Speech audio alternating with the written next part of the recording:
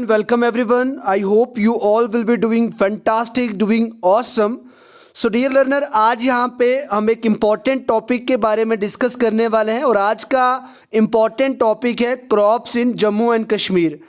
अगर मैं आपको इस टॉपिक के अगर इम्पोर्टेंस बताऊं तो Jammu and Kashmir service selection board या फिर अगर आप बात करें JKPSC की बात करें या UPSC लेवल की बात करें, अगर आज का टॉपिक अगर सही तरीके से ये लेक्चर अगर आज आप अटेंड करते हैं तो आपको कहीं ना कहीं हर एक एग्ज़ाम के अंदर खासकर crops in Jammu and Kashmir का जो टॉपिक है वो आप सभी का अच्छे तरीके से आपको प्रिपेयर हो जाएगा, क्योंकि बाद में आपको इसके अंदर कोई भी टाइम इन्वेस्ट करने की कोई भी ज़रूरत नहीं होगी। सो डियर लर्नर, आज इस लेक्चर को आप एंड तक देखें, मेरे साथ बने रहें ताकि हम एक वंडरफुल नॉलेज को देखने वाले हैं। अगर आप पहली बार इस चैनल पे आए हैं तो मैं आप सभी को बस यही रिक्वेस्ट करूंगा कि आप 5 से 6 मिनट आप एक बार लेक्चर को देखें, कंटेंट को देखें, उसके बाद आप डिसाइड करें कि आपको ये लेक्चर पूरी देखनी है या नहीं देखनी है। खासकर उन स्टूडेंट्स के लिए जो in future with in 2 years कोई भी एग्ज़ाम वो देने वाले हैं, चाहे वो सेंट्रल लेवल का हो या फिर स्टेट लेवल का हो या UT लेवल का हो, हर एक एग्ज़ाम के पर्सपेक्टिव से ये वाली जो लेक्चर है बेनिफिशियल होने वाली है। So without delay let's get started. अगर मैं आपको इसके अंदर एक इंपॉर्टेंट हाईलाइटेड वे में अगर बता दूं कि क्या क्या टॉपिक या कौन कौन से टॉपिक हम इस लेक्चर के अंदर डिस्कस करने वाले हैं, तो सबसे पहले हम यहाँ पे एक ओवरव्यू में देखेंगे कि जम्मू एंड कश्मीर का जो एग्रीकल्चर है, जो क्रॉप्स है, उसकी क्या इंपॉर्टेंस है, कितनी परसेंटेज है, कितनी ज़मीन के अंदर कौन कौन सी क्रॉप्स को उगाया जाता है। Then after we will be discussing about the important crops of Jammu and Kashmir. उसके बाद सीज़न के हिसाब से डिवाइड करेंगे, खरीफ आ गया, उस तरीके से हम यहाँ पे हर एक सीज़न के हिसाब से इसको डिवाइड करेंगे, तो क्योंकि वो आप सभी को जानना बहुत ही ज़रूरी है, जिसके अंदर आप रबी क्रॉप, ज़ैद क्रॉप के बारे में बात करेंगे। देन आफ्टर हम यहाँ पे कुछ नॉन जो यहाँ पे क्रॉप है, जैसे अगर आप बात करें वीरिंग की, वूल की बात करें, सिल्क की बात करें, उनकी बात करेंगे। और उसके बाद हॉर्टिकल्चर, एपीकल्चर, सेरिकल्चर, फ्लोरिकल्चर के बारे में भी हम डिस्कस करेंगे। तो इसी एक लेक्चर के अंदर आपका पूरा जो crops in Jammu and Kashmir है वो आपका कवर होने वाला है। और आप ये मान के चलें और मैं आपको ये दावा दिलवाता हूँ, और इसके अंदर मैंने प्रीवियस ईयर के 10 से 12 क्वेश्चंस को भी ऐड करा है। इसीलिए आप इन सभी टॉपिक को, इस सभी लेक्चर को अच्छे से सुनना, अच्छे से पढ़ना भी, स्टडी भी करना, और अगर आप नोट्स बनाना है तो आप वीडियो को पॉज करके भी अपने नोट्स बना सकते हैं और उसके बाद आप आगे भी वीडियो को देख सकते हैं, क्योंकि नहीं तो मैं आपको जो टेलीग्राम के ऊपर यहाँ पे इसका जो PDF है वो मैं आपको अभी विद इन 1 आवर आपको शेयर कर दूंगा, आपको वो भी मिल जाएगा। आप पैनिक ना हो, एक बार ज़रूर अच्छे फोकस के साथ इस लेक्चर को अटेंड करें। बार बार इसीलिए कह रहा हूँ क्योंकि ये लेक्चर आप सभी के लिए बहुत ज़्यादा बेनिफिशियल है। तो सबसे पहले यहाँ पे बात करते हैं हम एग्रीकल्चर आप जम्मू एंड कश्मीर की बात करें, अगर खेती बाड़ी की बात करें जम्मू एंड कश्मीर के अंदर तो किस तरीके से आपको देखने को मिलेगा। अगर आप यहाँ पे लिवलीहुड की बात करो तो यहाँ पे जो मेजॉरिटी ऑफ पॉपुलेशन है Jammu and Kashmir union territory की, या मैं इसको स्टेट भी इसलिए कहता हूँ क्योंकि इट वॉज अर्लियर स्टेट। अगर बात करें तो ये आसपास यानी एग्रीकल्चर के आसपास ही घूमती है, क्योंकि हर एक किसी इंसान का अगर आप बात करें, अर्बन की बात करें या रूरल की बात करें, तो लगभग आपका यानी 70% जो रूरल पॉपुलेशन आपको देखने को मिलेगी, और वहाँ पे एक एग्रीकल्चर ही एक मेन सोर्स है वहाँ पे। तो इस तरीके से यहाँ पे जो रोज़मर्रा की ज़िंदगी गुजारा करने के लिए एग्रीकल्चर एक मेन सोर्स माना जाता है Jammu and Kashmir union territory के लिए, और इसको एक एलाइड सेक्टर भी माना जाता है। एलाइड सेक्टर का मतलब है मीन्स बहुत प्रोमिनेंट सेक्टर माना जाता है, यानी जो तालमेल जो बैठाता है हमारे इस हैबिटेट के साथ। इस तरीके से ये यहाँ पे एग्रीकल्चर एक इम्पॉर्टेंट सेक्टर बन जाता है जम्मू एंड कश्मीर के अंदर।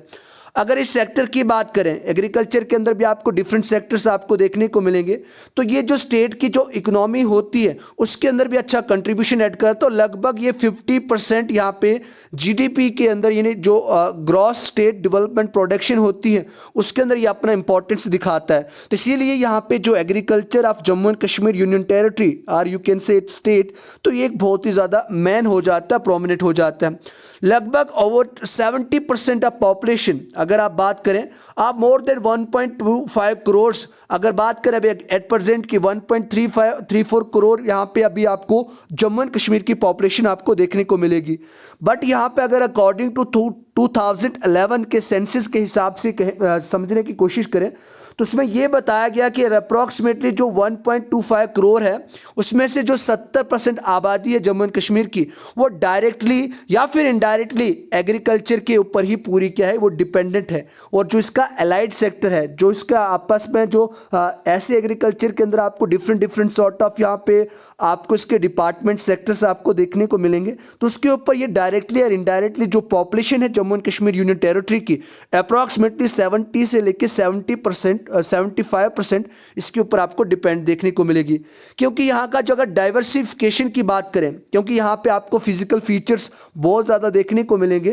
क्योंकि जब मैंने आपको यहाँ पे physiography of Jammu and Kashmir पढ़ाया था तब मैंने आपको बताया था एलवेल प्लेन्स आपको जम्मू या शिवालिक रीजन, उसके बाद आपको trans Himalayan region, greater Himalayan region, और उसके बाद मैंने आपको यहाँ पे क्या पढ़ाया था, पीर पंजाल रीजन भी पढ़ाया था। तो उसके अंदर आपने देखा था कि अलग अलग सेक्टर के अंदर, अलग अलग जोन के अंदर, रीजन के अंदर आपको अलग अलग टाइप का यहाँ पे सॉइल देखने को मिली थी। और सॉइल के बारे में भी मैंने आपको पढ़ाया था। क्यों?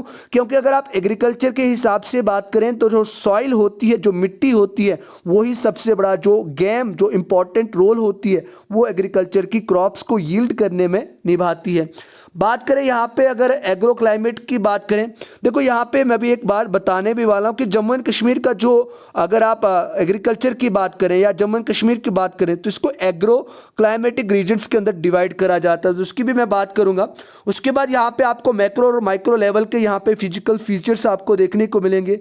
उसके बाद आप अगर बात करें कश्मीर रीजन की बात करें या आप जम्मू माउंटेनियस रीजन की बात करें तो वहाँ पे आपको कोल्ड एरिड बीट रीजन आपको देखने को मिलेगा। अब उसके बाद टेम्परेट की बात करें, देखो मैंने यहाँ पे आपको बताया था कि जो मेडिटेरियन सी से जो साइकिल जनरेट होता है जिसकी वजह से जम्मू एंड कश्मीर के अंदर आपको टेम्परेचर के अंदर बहुत ज़्यादा वेरिएशंस देखने को मिलता है।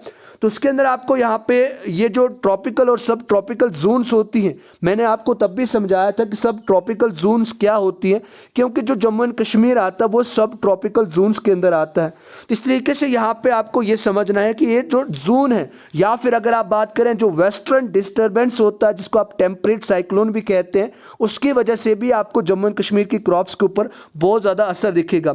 अगर बात करें छोटा सा अगर जियोग्राफिकल एरिया की बात करें तो अप्रॉक्सीमेटली आपको 2.2 लाख जो स्क्वायर किलोमीटर है वो यहाँ पे आपको Jammu and Kashmir union territory के अंदर आपको ऐसा रीजन दिखेगा, ऐसा एरिया दिखेगा जिसके अंदर ज़्यादातर खेतीबाड़ी की जाती है, एग्रीकल्चर की एक्टिविटीज़ को यहाँ पे परफॉर्म किया जाता है।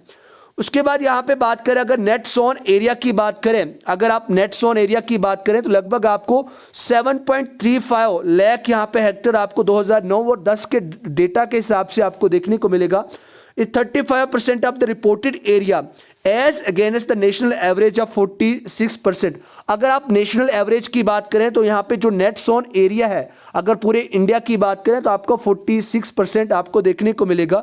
लेकिन अगर आप यहाँ पे जम्मू एंड कश्मीर की बात करें तो यहाँ पे 35% आपको ये जो रिपोर्टेड है, जो अगर आप नेशनल एवरेज की बात करें तो उसके हिसाब से उसके यहाँ पे 35% तक अगर जम्मू एंड कश्मीर की अगर एवरेज यहाँ पे नेट सोन एरिया की बात करें तो उससे वो 35% तक आता है। उसके बाद अबाउट 70% यहाँ पे आपको नेट सोन एरिया मिलेगा जिसके अंदर आप फूड क्रॉप्स को यील्ड करते हैं, फूड क्रॉप्स को ग्रोन करते हैं। उसके बाद average size of holding is very small. अगर आप बात करें यहाँ पे होल्ड की बात करें तो वो बहुत ज़्यादा स्मॉल है, तो लगभग यहाँ पे 0.545 आपको हेक्टर ऐसी लैंड मिलेगी जो यहाँ पे क्या करती है, इस होल्ड करती है इस एवरेज साइज को जो नेट सोन एरिया होता है। उसके बाद अगर आप बात करें 1.66 हेक्टर जो होती है वो नेशनल लेवल की बात करती है। और मोर देन 93% ऑफ ऑनर्स, अगर आप जम्मू एंड कश्मीर की बात करें जिनकी ज़मीन है, 93% जो ऑनर्स है यहाँ पे वो जो फार्म होल्डिंग्स के ऊपर बेस करते हैं, एग्रीकल्चर के ऊपर वो ज़्यादातर फोकस रखते हैं और वो अपना जो एक्टिविटीज़ हैं या जो अपने जो वर्क है वो ज़्यादातर खेतीबाड़ी के अंदर रखते हैं। क्यों? क्योंकि जम्मू एंड कश्मीर के अंदर आपको मैंने अभी पहले कहा कि 70% पॉपुलेशन ऐसी मिलेगी जो गाँव में रहती है, विलेजेस के अंदर रहती है, और उनका जो पूरा गुजारा होता है या फिर उनकी जो इनकम जनरेशन होती है, यानी जो इनकम सोर्स होता है वो भी उनका एग्रीकल्चर ही रहता है। चाहे वो फिर आप ड्राई फ्रूट्स की बात करें, चाहे फिर आप क्रॉप्स की बात करें, यानी फूड क्रॉप्स की बात करें। बात करें कई सालों से जो एग्रीकल्चरिस्ट हैं और जो फार्मर हैं, उन्होंने बहुत ही तरीके के कुछ यहाँ पे इम्पॉर्टेंट यहाँ पे प्रैक्टिसेस को भी अपनाया है ताकि वो अपने एरिया को एक स्पेसिफिक कर पाएँ, टाइम स्पेसिफिक कल्टीवेशन हो पाए और ये जो रिक्वायरमेंट्स है जम्मू एंड कश्मीर के स्टेपल फूड की, उस स्टेपल फूड क्रॉप्स को भी अच्छा यील्ड कर पाएँ ताकि वो हर एक रिक्वायरमेंट को फुलफिल कर पाएँ।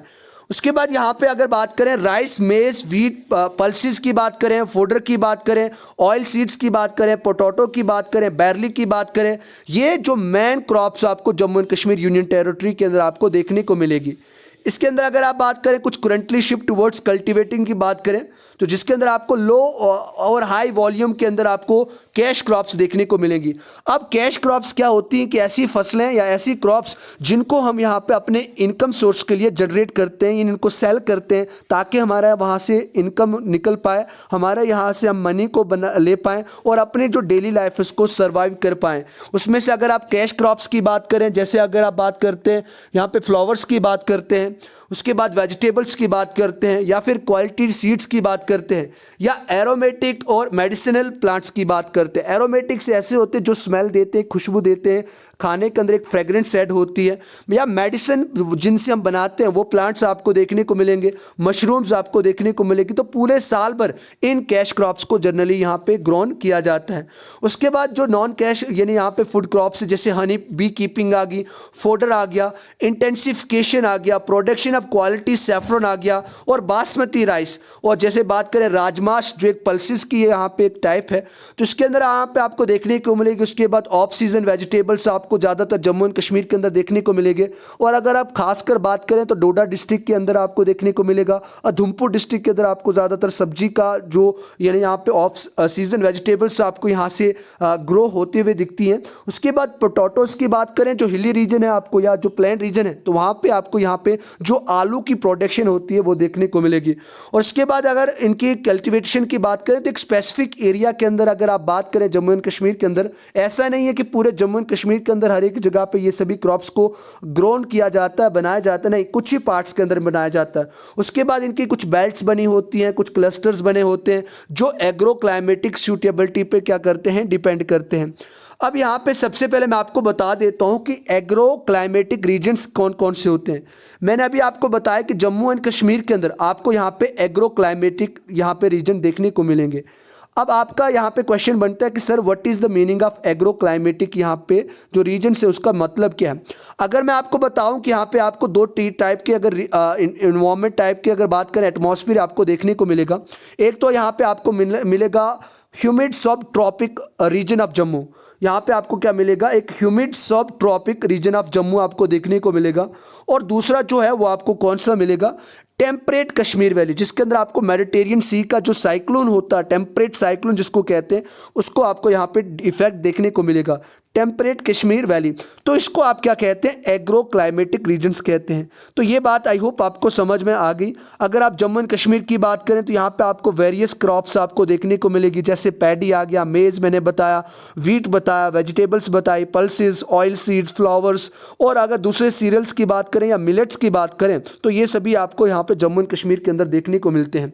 अब यहाँ पे मेन क्रॉपिंग सीजन की बात करते हैं। ये भी इंपॉर्टेंट टॉपिक हो जाता है कि अगर आप मेन क्रॉपिंग सीजन की बात करें तो तभी जाके आप अलग अलग जो फसलें होती हैं, जो क्रॉप्स होती हैं, किस सीज़न में कौन सी फसल को उगाया जाता है उसके बारे में आपको पता लगेगा। अगर आप बात करें यहाँ पे क्रॉपिंग सीजन की बात करें तो जनरली यहाँ पे 3 मेन क्रॉपिंग सीजन है, जिसमें एक आ जाता है रबी क्रॉप आ जाता है जिसको आप यहाँ पे स्प्रिंग के सीज़न में सोइंग करते हैं, खरीफ की बात आई ऑटमन के सीज़न में, और जैद की बात आई। तो ये यहाँ पे आपको 3 मेन क्रॉपिंग सीजन आपको देखने को मिलेंगे, रबी, खरीफ और जैद। अगर बात करें रबी क्रॉप्स की बात करें तो ये ऐसी क्रॉप्स होती हैं जो कब उगाई जाती हैं, जो विंटर के टाइम में यहाँ पे दिसंबर या फिर जनवरी और फरवरी के अंदर या अप्रैल तक इसको उगाया जाता है। और अगर बात करें समर के अंदर बात करें तो अप्रैल टू जून के अंदर आपको इस क्रॉप्स की सोविंग देखने को मिलेगी। अगर आप बात करें कुछ इंपॉर्टेंट रबी क्रॉप्स की बात करें, क्योंकि जब मैं आपको फसलों का नाम बताऊंगा तो आपको ये समझ आ जाएगी कि जो आपका पार्टिकुलर एरिया है या जो आपका विलेज है वहाँ पे कौन से किस टाइप की क्रॉप्स को यील्ड करा जाता है। अगर इंपॉर्टेंट रबी क्रॉप्स की बात करें, जो वीट होती है, जो गुंदम होती है, या बैरली की बात करें और या मस्टर्ड की बात करें, तो ये यहाँ पे इस वाले क्रॉप्स यानी रबी क्रॉप्स के अंदर आती हैं और ये इस सीज़न के अंदर यील्ड करी जाती है। उसके बाद जम्मू एंड कश्मीर की बात करें तो ये मोस्ट इंपॉर्टेंट यूनियन टेरिटरी बन चुकी है। किसके लिए? जो प्रोडक्शन ऑफ व्हीट है और जो अदर रबी क्रॉप्स हैं उनके लिए यहाँ पे इस यूनियन टेरिटरी की एक प्रोमिनेंट सी मिल गई है, एक प्रोमिनेंट एक इंपॉर्टेंट यूनियन टेरिटरी बन गई है। उसके बाद यहाँ पे अवेलेबिलिटी की बात करें, अगर बारिश के पानी की बात करें, प्रेसिपिटेशन की बात करें, ड्यूरिंग विंटर की बात करें तो यहाँ पे आपको बहुत ज़्यादा कम देखने को मिलती है। लेकिन फिर भी अगर आप बात करें वेस्टर्न टेम्परेट साइक्लोन की बात करें जो मेडिटेरियन सी से जनरेट होता है तो उसकी वजह से यहाँ पे अच्छी यहाँ पे प्रेसिपिटेशन बारिश यहाँ पे इन फसलों को मिल जाती है जो अच्छी क्रॉप्स को बनाने में ये हेल्प करती है, सक्सेस दिलाती है। उसके बाद बात करें यहाँ पे खरीफ क्रॉप्स की बात करें जिसको आप ऑटमन सीजन भी कहते हैं। ये जनरली यहाँ पे कल्टीवेशन यानी हार्वेस्टिंग सीजन भी माना जाता है। और अगर आप कश्मीर के हिसाब से बात करें इसको अका मानसून क्रॉप्स भी कहते हैं जिसको आप ऑटमन क्रॉप्स भी कहते हैं। बात करें ये जो खरीफ क्रॉप्स होती है जनरली ये जून और जुलाई के महीने में उगाई जाती है और उस टाइम पर यहाँ पे ऑन सेट ऑफ मानसून होता है क्योंकि यहाँ पे मानसून का आगाज़ होता है। और अगर आप इस टाइम की बात करें तो इस टाइम पर यहाँ पे इन मानसून की बात करें तो ये आ जाती है। क्यों? क्योंकि इस टाइम पे आप ज़्यादातर आप अगर जम्मू एंड कश्मीर की बात करें तो इस हार्वेस्टेड इन सितंबर और अक्टूबर में इनको काटा जाता है, इन फसलों को काटा जाता है। और अब आप अपने विलेज की बात करें, देखो अब यहाँ पे अगर इस सीज़न की बात करें, जून जुलाई की बात करें, मई जून जुलाई की बात करें तो इस सीज़न के अंदर हम ज़्यादातर धान लगाते हैं, राइस लगाते हैं या फिर आपको ज़्यादातर जो मक्की होगी, मेज़ की जो सोइंग होती है वो देखने को मिलती है। तो इट मीन जो मेज़ और राइस होते हैं वो किस वाली का क्रॉप के अंदर आते हैं? खरीफ क्रॉप्स के अंदर आते हैं। उसके बाद यहाँ पे these crops are dependent on the quantity of rain. बात करें इन क्रॉप्स की बात करें, फसलों की बात करें तो ये ज़्यादातर किस पे डिपेंड रहती हैं कि कितने परसेंटेज आप प्रेसिपिटेशन या रेन की बात करें, रेनफॉल हो रही है। क्योंकि यहाँ पे अगर राइस की बात करें तो राइस को भी अच्छे पानी की ज़रूरत होती है, रेनफॉल की ज़रूरत होती है। और अगर आप मेज़ की बात करें तो उसको भी उतनी ही अच्छी पानी की मकदार की ज़रूरत होती है।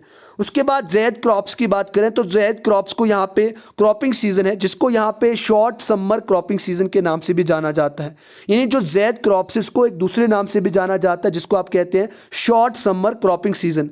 अगर बात करें रबी और खरीफ सीज़न के बीच में एक छोटा सा सीज़न आता है, एक शॉर्ट सीज़न आता है जिसके अंदर जिसको हम क्या कहते हैं, जो समर मंथ्स के अंदर आता है और इसी को हम ज़ैद सीज़न के कहते हैं। आई रिपीट कि रबी और खरीफ सीज़न की बात करें उसके बीच में एक छोटा सा सीज़न आता है जो समर टाइम के अंदर आता है और जो समर महीनों के अंदर आता है उसे आप ज़ैद सीज़न कहते हैं। और इसके अंदर अगर आप बात करें क्या क्या आप प्रोडक्शन करते हैं, क्या क्या यहाँ पे वेजिटेबल्स या क्या क्या यहाँ पे फसलें बनती है, अगर बात करें वाटरमेलन की बात करें, खीरू की बात, कुकम्बर की बात करें, वेजिटेबल्स की बात करें या फूडर ग्रुप की बात करें तो फूडर यहाँ पे जो ग्रुप है या जो फूडर क्रॉप्स है उनका जनरली यहाँ पे आपको इस टाइम पे यील्डिंग देखने को मिलेगी क्योंकि इनको यहाँ पे they require warm dry weather. इनको क्योंकि इसको जो खुश्क यानी जहाँ पे अगर गर्म ड्राई वेदर की ज़रूरत होती है इसीलिए यहाँ पे ज़ैद क्रॉप्स को यहाँ पे जम्मू एंड कश्मीर के अंदर ये माना जाता है। और इट मीन्स ये जो ज़ैद क्रॉप्स होती हैं वो इन बिटवीन आपको रबी और खरीफ सीज़न के बीच में जो समर मंथ्स होते हैं जो कुछ टाइम के लिए यूज़ होते हैं, जिनको यहाँ पे वार्म वेदर क्लाइमेटिक कंडीशन चाहिए होती है, उनके अंदर इनकी सोविंग करी जाती है। उसके अंदर मैंने बताया वाटरमेलन आ गया, कुकम्बर आ गया, वेजिटेबल्स और जो फोडर होते हैं क्रॉप्स उनका यानी जो फोडर ग्रुप्स के जो स्पीशीज़ होती हैं तो उनको यहाँ पे जनरली उगाया जाता है। अब यहाँ पे बात करते हैं ये अप्रैल और जून के महीने में जनरली ये उगाई जाती हैं। तो ये बात भी आपको याद रखनी है कि जो ज़ैद क्रॉप्स होती हैं they are raised between April and यहाँ पे अगर बात करें जून के मंथ के अंदर इनको उगाया जाता है। अब यहाँ पे बात करते हैं important crops of Jammu and Kashmir. तो बहुत ज़्यादा इंपॉर्टेंट है, यहाँ पे इसका मैं टाइटल दे देता हूँ कि important crops of Jammu and Kashmir. अब इनकी भी बहुत ज़्यादा इंपॉर्टेंस है कि किस तरीके का राइस को कौन से यहाँ पे किस रीजन की ज़रूरत होती है, कौन कौन सी रिक्वायरमेंट इसकी ज़रूरी होती हैं ताकि वो अच्छी प्रोडक्शन कर पाए। अगर बात करें राइस की बात करें, चावल की बात करें तो ये स्टेपल फूड है अगर आप कश्मीरियों की बात करें, क्योंकि मैंने आपको पिछले लेक्चर के अंदर बताया था कि कश्मीरियों का जो स्टेपल फूड है ज़्यादातर वो राइस खाना पसंद करते हैं। उसके बाद बात करें it is the staple food of majority of people of Jammu and Kashmir की बात करें, अगर जम्मू रीजन की बात करें तो वहाँ पर भी और कश्मीर की भी बात करें, इसीलिए जम्मू एंड कश्मीर के इसको स्टेपल फूड माना जाता है क्योंकि मेजॉरिटी ऑफ जो लोग हैं वो उसको पसंद करते हैं खाना। उसके बाद it is the highest produced crop in Jammu and Kashmir. सबसे इंपॉर्टेंट क्वेश्चन यहाँ से बन जाता है और ये पूछा भी गया कि सबसे जो ज़्यादा मकदार में जो क्रॉप यहाँ पे यील्ड करी जाती है वो राइस है, तो ये आपको याद रखना है। इट रिक्वायर्स टेम्परेचर बिटवीन, अगर आप बात करें राइस की बात करें तो ये खरीफ क्रॉप है। मैंने आपको पहले ही बताया कि ये कौन सी क्रॉप है, खरीफ क्रॉप है, जो मार्च अप्रैल और मई के अंदर यहाँ पे इसको सोविंग करी जाती है। अक्टूबर और यहाँ पे सितंबर और अक्टूबर के अंदर इसको हार्वेस्ट किया जाता है। तो इसको अगर आप टेम्परेचर की बात करें तो लगभग इसको 20 से लेके 32 डिग्री सेल्सियस तक इसको टेम्परेचर की ज़रूरत होती है, और इसके अंदर जो नमी होती है, ह्यूमिडिटी होती है, वो बहुत ज़्यादा होनी चाहिए। अगर रेनफॉल की बात करें, इसको किस तरीके के यहाँ पे रेनफॉल की ज़रूरत होती है, तो रेनफॉल शुड बिटवीन आपको वहाँ पे 150 से लेके 300 सेंटीमीटर यहाँ पे एनुअल रेनफॉल आपको यहाँ पे देखने को मिलेगी। और इसकी अगर बात करें तो यहाँ पे 150 से 300 यहाँ पे इसको सेंटीमीटर तक बारिश की ज़रूरत होती है राइस को। उसके बाद it requires deep clay and Lumi soil, यहाँ पे आप इसकी बात करें तो इसको क्लेई सॉइल और लूमी सॉइल आपको इसके लिए अच्छी रहती है ताकि इसकी प्रोडक्शन अच्छी और हो पाए। अगर बात करें यहाँ पे हाई यील्डिंग राइस वेराइटीज़ की बात करें तो वो जम्मू एंड कश्मीर के अंदर ग्रोन करी जाती हैं। अगर आप बात करें झेलम जो वैली है उसके साथ आपको एक डिफरेंट वैरायटी आपको देखने को मिलेगी चावल की। चिनाब के अंदर आपको देखने को मिलेगी, जिसको अंदर आपको यहाँ पे चिनाब राइस भी जिनको कहा जाता है, झेलम राइस भी कहा जाता है। उसके बाद शालीमार राइस, और यहाँ पे रणबीर बासमती के नाम से भी जाना जाता है, जो RS पुरा के अंदर जो जनरली उगाई जाती है। अगर बात करें एरिया जहाँ पे यूनियन टेरिटरी ऑफ जम्मू और कश्मीर के अंदर ज़्यादातर राइस की प्रोडक्शन होती है तो वो कठुआ डिस्ट्रिक्ट आ जाता है। RS पुरा जो बासमती राइस के लिए पूरे वर्ल्ड में फेमस माना जाता है। और उधमपुर डिस्ट्रिक्ट की बात करें, रियासी, जम्मू, भद्रवा, पुलवामा, कुलगाम और बारामूला के अंदर आपको ज़्यादातर जो राइस की प्रोडक्शन है वो आपको देखने को मिलती है। अब ये इंपॉर्टेंट बन जाता है कि जो तहसील है जम्मू की जिसको RS पुरा रणबीर सिंह पुरा के नाम से जाना जाता है, ये वर्ल्ड फेमस है किसके लिए, जो बासमती राइस है उसके लिए आपको यहाँ पे ये वर्ल्ड फेमस आपको देखने को मिलेगी। उसके बाद अगर बात करें वैली ऑफ कश्मीर की बात करें तो Jammu and Kashmir is famous for rice bowl के लिए नाम जाना जाता है। और अगर आप बात करें पुलवामा की बात करें तो Pulwama is also known as the rice bowl of Kashmir. तो ये भी इंपॉर्टेंट क्वेश्चन है, कई बार मैं इनको भी पढ़ा चुका हूँ। उसके बाद यहाँ पे बात करें वीट की बात करें, अब गुंदम की बात करें तो अब वीट की बात करते हैं। तो वीट को आपको अच्छे तरीके से समझना है, ये कौन सी क्रॉप है, रबी क्रॉप है, जनरली ये कौन से सीज़न के अंदर उगाई जाती है। तो मैंने आपको ये बताया था कि अगर आप बात करें ये रबी क्रॉप क्या होता है, जो जनरली यहाँ पे कौन से विंटर सीजन के अंदर उगाई जाती है। अगर बात करें ये वीट एक स्टेपल फूड है जम्मू के पीपल का, खासकर जम्मू के लोगों का ये एक स्टेपल फूड माना जाता है। और अगर इसके टेम्परेचर की बात करें तो इसको लगभग 10 से 15 डिग्री सेल्सियस का टेम्परेचर चाहिए होता है, इसलिए ज़्यादातर ये रबी क्रॉप के अंदर आता है। और इसीलिए ये नवंबर से लेके अगर बात करें अप्रैल जून तक बात करें तो उस टाइम पे ये उगाई जाती है। उसके बाद बात करें ये यहाँ पे इसको लगभग 21 to 26 डिग्री यहाँ पे सेल्सियस हार्वेस्टिंग की बात करें, जो अप्रैल और मई का जो टाइम होता है उस टाइम पे इसको टेम्परेचर की ज़रूरत होती है और उस टाइम पे आपको ब्राइट सनशाइन भी देखने को मिलती है ताकि वो फसल अच्छे तरीके से क्या हो पाए, रीप हो पाए, पक पाए। उसके बाद इट रिक्वायर्स एनुअल रेनफॉल। अगर आप बात करें इसको एनुअल रेनफॉल की बात करें तो लगभग इसको 50 to 100 सेंटीमीटर इसको एनुअल रेनफॉल चाहिए। और उसके बाद रेगुलर इंटरवल्स के अंदर भी इसको अच्छी रेनफॉल की ज़रूरत होती है। इट रिक्वायर्स वेल ड्रेन, यहाँ पे आपको इसके अंदर वेल ड्रेन की बात करें जिस तरीके से वहाँ पे इसके अंदर आप पानी पहुँचा पाओ। उसके बाद फर्टाइल की बात करें, इसकी अच्छी जरखेज मिट्टी होनी चाहिए। लूमी सॉइल और क्लेई सॉइल इसके लिए एक अच्छी सॉइल मानी जाती है जिसके अंदर आप वीट की प्रोडक्शन अच्छे से कर सकते हैं। उसके बाद 1/4 अगर बात करें जो total cropped area Jammu and Kashmir का, उसके अंदर आप बात करें उसके अंदर वीट को उगाया जाता है, जो गुंदम है उसको उगाया जाता है।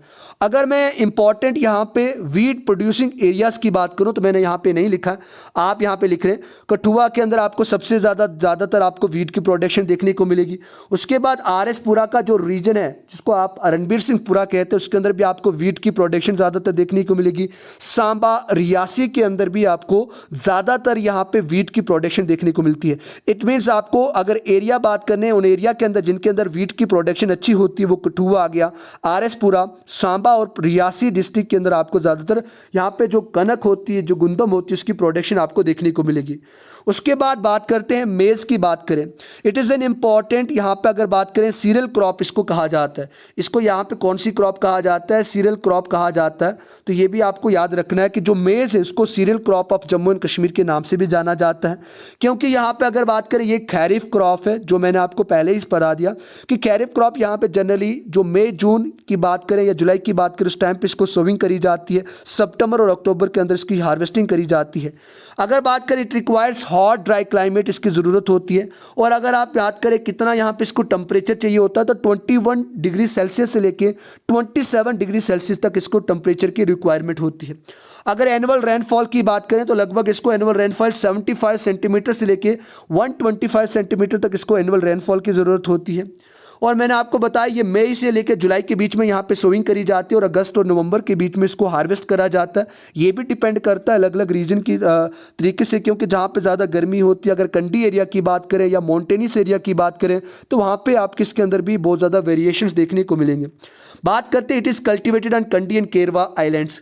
अगर बात करें यहाँ पे जो केरवा और कंडी की जो लैंड है, ज़मीन है, उसके अंदर आपको ज़्यादातर इसकी प्रोडक्शन देखने को मिलेगी। अगर आप बात करें वैली ऑफ कश्मीर की बात करें तो लगभग यहाँ पे 303 यानी यहाँ पे अगर बात करें 3 लाख यहाँ पे 30,000 एकड़ के अंदर यहाँ पे आपको जो मेज़ है उसकी प्रोडक्शन आपको देखने को मिलेगी। और अगर आप बात करें कल्टीवेशन की बात करें, मेज़ की बात करें, तो ये सबसे ज़्यादा जम्मू एंड कश्मीर के अंदर ये क्रॉप को उगाया जाता है, क्योंकि ये स्टेपल फूड माना जाता है। जो एरियाज़, जो हिली एरियाज़ के अंदर रहते हैं या सब माउंटेनियस एरियाज़ के अंदर जो लोग रहते हैं जम्मू डिवीज़न के, तो उनके लिए ये जो प्रोमिनेंट यहाँ पे ये फसल मानी जाती है। डोडा की बात करें, राजौरी की बात करें, उधमपुर की बात करें, पुंछ की बात करें, ये रामबन की बात करें, रियासी की बात करें, तो जितना भी माउंटेनियस रीजन आपको देखने को मिलेगा, तो उस वाले रीजन के अंदर यहाँ पे आपको मेज़ की जो प्रोडक्शन है वो ज़्यादातर देखने को मिलेगी, इसीलिए ये टॉप पे आती है। अगर आप क्रॉप की बात करें, अगर कश्मीर डिवीज़न की बात करें तो कश्मीर डिवीज़न के अंदर भी आपको यहाँ पे देखने को मिलेगा। अगर बात करें कुपवाड़ा डिस्ट्रिक्ट के अंदर, बारामूला और अनंतनाग के अंदर ज़्यादातर आपको यहाँ पे इसकी प्रोडक्शन आपको देखने को मिलेगी। तो ये आपको सभी अच्छे तरीके से ध्यान रखना है कि मेज़ की क्रॉप की प्रोडक्शन किस किस डिस्ट्रिक्ट के अंदर होती है, किस किस रीजन के अंदर होती है और क्या इसकी इंपॉर्टेंट पॉइंट्स हैं। उसके बाद अगर आप बात करें सैफरन की बात करें, तो आपको भी पता है कि सैफरन हमारे जम्मू एंड कश्मीर का बहुत वर्ल्ड वाइड फेमस माना जाता है। अगर आप बात करें यहाँ पे सैफरन की बात करें, जो ये खैरिफ क्रॉप के अंदर आता है। बात करें सैफरन यहाँ पे एक कैश क्रॉप है जो ज़्यादातर एक इकोनॉमिकल कंडीशन के लिए या इकोनॉमी जनरेट करने के लिए हेल्पफुल मानी जाती है। और ज़्यादा अगर बात करें, ये पंपोर जो एक रीजन है कश्मीर के अंदर, उस वाले रीजन के अंदर यहाँ पे आपको ज़्यादा देखने को मिलेगी। इसके बारे में मैं आपको पहले भी 2-3 लेक्चर्स के अंदर बता चुका हूँ, पंपोर क्यों मशहूर है, सैफरन की जो कल्टिवेशन उसके लिए ये ज़्यादातर मशहूर है।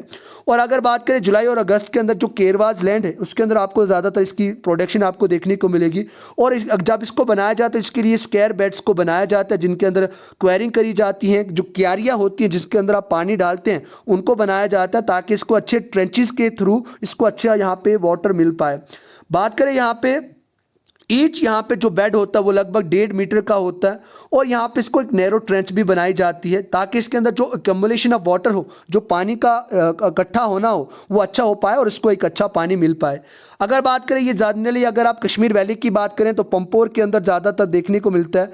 लेकिन अगर बात करें, अगर आप जम्मू रीजन की बात करें तो किश्तवाड़ और भद्रवाह के अंदर आपको ज़्यादातर यहाँ पे सैफरन की प्रोडक्शन आपको देखने को मिलेगी।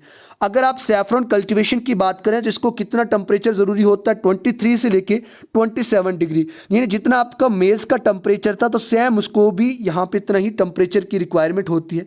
अगर बात करें इसके लिए कौन सी सॉइल अच्छी मानी जाती है, जो अल्वेल सॉइल और जो लक्सट्रेन सॉइल होती है, तो उसके लिए ये यहाँ पे इसको ज़्यादा प्रोमिनेंट माना जाता है। माना ये जाता है कि इन सॉइल्स के अंदर इसकी प्रोडक्शन अच्छी होती है। अबाउट 30 एकर्स की बात करें, यहाँ पे अगर 3,000 एकड़ की बात करें जो सैफरन कल्टीवेशन के अंदर अगर बात करें, खाली आप पंपोर की बात करें तो वहाँ पे आपको 3,000 एकड़ ज़मीन आपको खाली आपको सैफरन कल्टीवेशन के लिए देखने को मिलती है। उसके बाद अगर आप पैरालैंड सैफरन की बात करें, लोकल के अंदर इसको यहाँ पे जैफरन के नाम से जाना जाता है। इन लोकल जो पैरालैंड सैफरन होता है उसको जैफरन के नाम से जाना जाता है। उसके बाद आपको नेशनल मिशन आपको सैफरन के अंदर देखने को मिलेगी। जो यहाँ पे अगर आप एक्सटेंशन की बात करें, जो अगर आप डिक्लाइन की बात करें ग्रोविंग की सैफरन की, तो उसके लिए ये बनाएगी ताकि जो नेशनल मिशन ऑन सैफरन जो स्कीम है उसके थ्रू इसको और अच्छा इंपॉर्टेंस बनाया जाए और उसको इसका अपलिफ्टमेंट करी जाए, इसकी प्रोडक्शन और अच्छी करी जाए। और अगर मैं बात करूं, यहाँ पे एक स्कीम लॉन्च करी गई थी सेंट्रल गवर्नमेंट के द्वारा जिसका नाम था NMS, national mission on saffron. तो ये मैंने आपको पहले भी बताया कि नेशनल मिशन जो ऑन सैफरन है उसका यही जो मेन एम है ताकि वो एक बूस्ट कर पाए सैफरन कल्टीवेशन को जम्मू एंड कश्मीर के अंदर। ये मिशन आपको बताऊं कि वेरियस कंपोनेंट्स के ऊपर काम करता है। जैसे अगर आप बात करें economical sector of Jammu and Kashmir की बात करें तो वो एक सैफरन से बहुत ज़्यादा इनरिच होती है, तो उसके लिए भी इसका ज़्यादा यूज़ किया जाता है। तो अभी मैं बता रहा हूँ national mission on saffron saffron, ये भी यहाँ पे आपको देखने को मिलेगी। उसके बाद अगर आप बात करें ऑयल सीड्स की बात करें तो यहाँ पे आपको ऑयल सीड भी आपको यहाँ पे देखने को मिलेगा, क्योंकि ये सभी के सभी ये रबी क्रॉप्स के बिलोंग करते हैं। और अगर इसके अंदर आप मेन सीड की बात करें, जैसे आप रेप सीड की बात करें, मस्टर्ड की बात करें, लिन सीड की बात करें, टोरिया की बात करें, ये सभी के सभी किसके अंदर आते हैं, खरीफ क्रॉप्स की बात आती है। उसके बाद सीसम, कॉटन सीड और यहाँ पे दूसरी वेराइटीज़ जो हैं वो आपको यहाँ पे देखने को मिलेंगी। तो ये सभी के सभी यहाँ पे आपको जो खरीफ और रबी क्रॉप्स के अंदर आपको देखने को मिलेगा। यानी यहाँ पे मैंने बताया रेप सीड, मस्टर्ड, लिन सीड और टोरिया यहाँ पे आपको रबी क्रॉप्स के अंदर देखने को मिलता है। खरीफ क्रॉप्स के अंदर सीसम और कॉटन सीड आपको देखने को मिलेगा। अगर बात करें, इनको यहाँ पे हॉट क्लाइमेट की ज़रूरत होती है और मॉइस्ट क्लाइमेट की ज़रूरत होती है, और ये पूरे कश्मीर प्रोविंसेस के अंदर आपको जनरली इसको उगते हुए दिखेगा, यानी ये जनरली उगाए जाते हैं। लेकिन अगर चीफ ऑयल सीड की बात करें तो ये जनरली जो अनंतनाग और श्रीनगर का जो एरिया है उसके अंदर ज़्यादातर आपको यहाँ पे देखने को मिलेगा। लगभग यहाँ पे 6700 एकड़ ऐसी कश्मीर रीजन के अंदर ज़मीन है जिसके अंदर आप यहाँ पे ऑयल सीड्स को उगाया जाता है, जिसके अंदर आप बात करें मस्टर्ड सीड की बात करें, या फिर आप सनफ्लावर सीड की बात करें, या फिर दूसरे जो सीड होते हैं जिनसे यहाँ पे ऑयल को बनाया जाता है, तो उन वाले सीड्स की यहाँ पे जनरली आप प्रोडक्शन आप देखने को मिलेगी। तो ये इस तरीके से आपको यहाँ पे सीड के बारे में पता चलता है। उसके बाद यहाँ पे बात करते हैं टोबैको की बात करते हैं। अगर आप बात करें टोबैको की बात करें तो जो टोबैको है वो भी एक बहुत इंपॉर्टेंट यहाँ पे क्रॉप मानी जाती है, और ये भी रबी क्रॉप के अंदर मानी जाती है। अगर बात करें, इसके लिए आपको वार्म और मॉइस्ट क्लाइमेट की ज़रूरत होती है, और इसके अंदर जो सॉइल कंटेनिंग लाइम होता है, यानी सॉइल के जो लाइम होती है, लाइम की जो कंटेंट होना चाहिए तो वो ज़्यादा उस सॉइल के अंदर होना चाहिए, क्योंकि यहाँ की जो ठंड होती है, फ्रॉस्ट जो होती है, उसको क्या कर देती है, ख़त्म कर देती है। अगर बात करें, ये यहाँ पे आपको जनरली जो टोबैको की जो प्रोडक्शन है आपको जनरली जो वैली ऑफ कश्मीर है उसके अंदर आपको जनरली देखने को मिलेगी। लगभग इसको 50 से लेकर 100 सेंटीमीटर तक एनुअल रेनफॉल की ज़रूरत होती है। टेम्परेचर की बात करें तो 15 to 20 डिग्री इसको टेम्परेचर की ज़रूरत होती है, और इसकी जो ग्रोथ होती है उसको आइडियल पीरियड भी माना जाता है। अब अलग अलग ज़मीन के अंदर आपको अलग अलग टाइप के टोबैको की प्रोडक्शन आपको देखने को मिलेगी। बात करें यहाँ पे सिगार टोबैकोस की बात करें तो ये जनरली यहाँ पे कहाँ पे कल्टीवेट किया जाता है, ग्रे टू रेड सॉइल के अंदर ज़्यादा जनरली इसकी प्रोडक्शन की जाती है। उसके बाद लाइट ग्रेवली और सैंडी लूम्स के अंदर जो सॉइल है उसके अंदर भी आपको यहाँ पे देखने को मिलेगा। उसके बाद जो बीड़ी का टोबैको जो यूज़ किया जाता है उसके लिए आपको रेन फीड क्रॉप भी कहा जाता है, और ये जनरली अलवेल सॉइल के अंदर जनरली आपको देखने को मिलेगी, या फिर ब्लैक क्लेई जो सॉइल होती है, या फिर लूमी सॉइल के अंदर इसकी प्रोडक्शन आपको देखने को मिलेगी। तो ये भी आपके लिए इंपॉर्टेंट हो जाता है। उसके बाद अगर आप गन्ने की बात करें, शुगर कैन की बात करें तो ये खरीफ क्रॉप है, ये भी आपको ज़्यादा जनरली आपको आरएसपुरा, कठुआ और जम्मू और अखनूर के रीजन के अंदर आपको जनरली देखने को मिलती है, यानी इसकी सोविंग इस रीजन के अंदर आपको जनरली देखने को मिलेगी। अगर बात करें, ये लॉन्ग ड्यूरेशन क्रॉप्स होते हैं, लगभग इसको 10 से 15 यहाँ पे या फिर आप इवन कभी कभी इसको 18 मंथ्स की भी ज़रूरत हो जाती है मैच्योर होने के लिए, और ये यहाँ पे जियोग्राफिकल कंडीशंस के ऊपर डिपेंड करती है, यानी किस तरीके का जियोग्राफिकल कंडीशन है उस तरीके से इसको ग्रो किया जाता है, सोविंग की जाती है। बात करें, इसको यहाँ पे हॉट और ह्यूमिड क्लाइमेट की आवश्यकता होती है, ज़रूरत होती है। और अगर आप एवरेज टेम्परेचर की बात करें शुगर कैन के लिए तो 21 डिग्री से लेकर 27 डिग्री सेल्सियस तक आपको इस वाली क्लाइमेटिक कंडीशन के अंदर ज़्यादातर आपको शुगर कैन की प्रोडक्शन देखने को मिलेगी। और एनुअल रेनफॉल यहाँ पे आपको 75 to 100 यहाँ पे या 150 सेंटीमीटर आपको एनुअल रेनफॉल की रिक्वायरमेंट रहती है यहाँ पे, किसके लिए, शुगर कैन के लिए। तो इस तरीके से भी आपको ये बहुत ज़्यादा इंपॉर्टेंट जानने को मिलता है कि अगर आप बात करें यहाँ पे शुगर कैन की बात करें तो जम्मू एंड कश्मीर के अंदर शुगर कैन को भी अच्छे तरीके से उगाया जाता है, और जनरली आपको अखनूर, आरएसपुरा, कठुआ और जम्मू रीजन के अंदर देखने को मिलता है। उसके बाद ज्वार और बाजरा की बात करें तो जो ज्वार और बाजरा यहाँ पे आपको ये फोडर क्रॉप्स होती है जो एनिमल्स के लिए जनरली ग्रो करी जाती हैं। उसके बाद ये मेन एरियाज़ की बात करें जहाँ पे ज्वार और बाजरा आपको देखने को मिलेगा, वो कंडी एरिया आपको देखने को मिलेगा। उसमें आप सांबा की बात करें, कठुआ की बात करें, हीरानगर की बात करें, जो जम्मू रीजन के अंदर आते हैं, तो वहाँ पे आपको ज्वार और बाजरा की जो प्रोडक्शन होती है, जो एक फोडर माना जाता है, grown as a fodder for animals, तो वो आपको देखने को मिलेगी। उसके बाद यहाँ पे आपको टी की प्रोडक्शन भी आपको देखने को मिलती है जम्मू एंड कश्मीर के अंदर। अगर बात करें, जो टी की बात करें, जो स्लोप है कटरा के, जो त्रिकुटा हिल्स के जो स्लोप्स है, वहाँ पे आपको इसकी जो टी की प्रोडक्शन आपको देखने को मिलेगी। डोडा के अंदर, किश्तवाड़, या फिर अगर आप बात करें रामबन डिस्ट्रिक्ट की बात करें, जो हिली रीजन है उसके अंदर आपको देखने को मिलेगी। तो ये जम्मू रीजन के अंदर खासकर आपको कटरा और बसंतगढ़ के अंदर ही जनरली टी की प्रोडक्शन आपको देखने को मिलती हैं। उसके बाद दालों की बात करते हैं, पल्सेस की बात करते हैं, तो ये जनरली जो पल्सेस होती हैं वो आपको यहाँ पे जम्मू एंड कश्मीर के अंदर तो दिखती हैं, लेकिन इनके लिए जो क्लाइमेट होता है वो एक हॉट और यहाँ पे ड्राई क्लाइमेट चाहिए। अगर आप मेज़ के साथ बात करें, जो यहाँ पे कौन सा खरीफ क्रॉप की बात करें तो उस टाइम पे इसको उगाया जाता है। और अगर बात करें ये जनरली यहाँ पे स्मॉल पैचेस ऑफ लैंड के अंदर उगाई जाती है। या फिर अगर आप बात करें पल्सेस ऑफ कश्मीर वैली की बात करें, जो बहुत ही प्रोमिनेंट जानी जाती है उनकी क्वालिटी के लिए, क्योंकि उनके अगर स्वाद की बात करें या उनकी क्वालिटी की बात करें तो वर्ल्ड वाइड ये फेमस मानी जाती है। राजमा की बात करें, जनरली आपको hilly regions of Jammu and Kashmir, जो आप डोडा की बात करें, रामबन की बात करें, भद्रवाह की बात करें, राजौरी या पुंछ की बात करें, तो उस वाले रीजन के अंदर यहाँ पे राजमा की प्रोडक्शन आपको सबसे ज़्यादा देखने को मिलती है जम्मू डिवीजन के अंदर। फिर कश्मीर डिवीजन के अंदर भी आपको वेराइटीज़ ऑफ पल्सेस आपको देखने को मिलेंगी।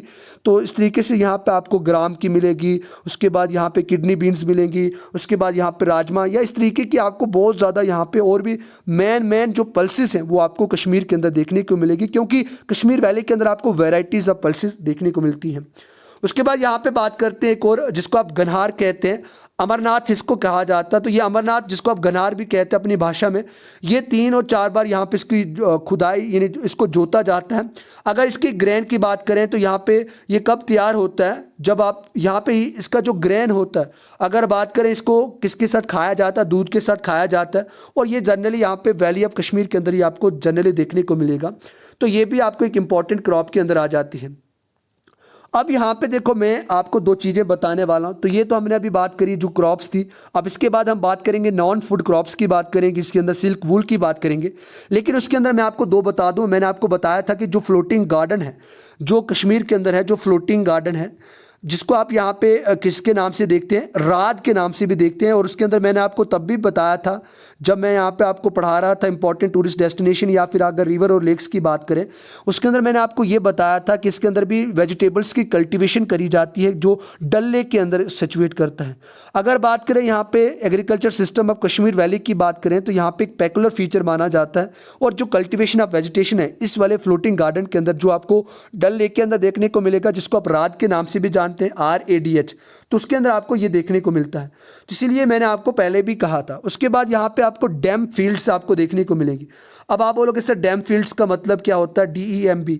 तो यहाँ पे आपको डैम फील्ड्स आपको यहाँ पे देखने को मिलती हैं।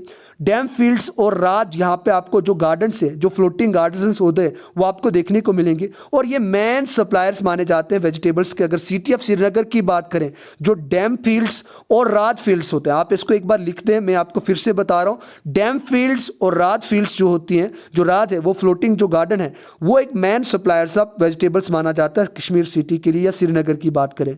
अगर बात करें जो राज है वो फ्लोटिंग गार्डन से। और अगर बात करें यहाँ पे स्ट्रिप्स के कारण इसको बनाया गया। इसके अंदर कौन कौन सी यहाँ पे वेजिटेबल्स की प्रोडक्शन होती है, जैसे टमाटोज़ की बात करें, ककम्बर की बात करें, वाटरमेलन की बात करें, या मिलन्स की बात करें, तो जनरली इस फ्लोटिंग गार्डन के अंदर इन क्रॉप्स को बनाया जाता है, जिसको जुलाई और सितंबर के अंदर हार्वेस्ट किया जाता है।